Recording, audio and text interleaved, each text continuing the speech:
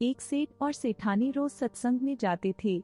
सेठ जी के एक घर एक पिंजरे में तोता पाला हुआ था।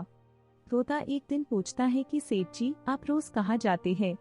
सेठ जी बोले कि सत्संग में ज्ञान सुनने जाते हैं। माँ से एक बात पूछना कि मैं आजाद कब होऊंगा? सेठ जी सत्संग खत्म होने के बाद संत से पूछते हैं कि महाराज, हमारे घर जो तोता है उसने पूछा है कि वो आजाद कब होगा। ऐसा सुनते ही बेहोश होकर गिर जाते हैं। सेठ जी संत की हालत देखकर चुपचाप वहाँ से निकल जाते हैं। घर आते ही तोता सेठ जी से पूछता है कि सेठ जी, संत ने क्या कहा?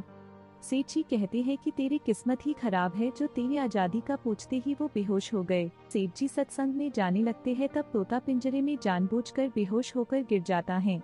सेठ जी उसे मरा हुआ मानकर जैसे ही उसे पिंजरे से बाहर निकालते हैं तो वो उड़ जाता है। जाते ही संत सेठ जी को पूछते हैं कि कल आप उस तोते के बारे में पूछ रहे थे ना, अब वो कहाँ है? सेठ जी कहते हैं, हाँ महाराज, आज सुबह सुबह वो जानबूझकर बेहोश हो गया। मैंने देखा कि वो मर गया है, इसलिए मैंने उसे जैसे ही बाहर निकाला तो वो उड़ गया। इसे कहा कि देखो, तुम इतने समय से सत्संग सुनकर भी आज तक सांसारिक मोह माया के पिंजरे में फंसे हुए हो, और उस तोते को देखो, बिना सत्संग में आए मेरा एक इशारा समझकर आजाद हो गया। दोस्तों, इस कहानी से तात्पर्य ये है कि हम सत्संग में तो जाते हैं, ये करते हैं या सुनते भी हैं, पर हमारा मन हमेशा सांसारिक बातों में ही उलझा रहता है।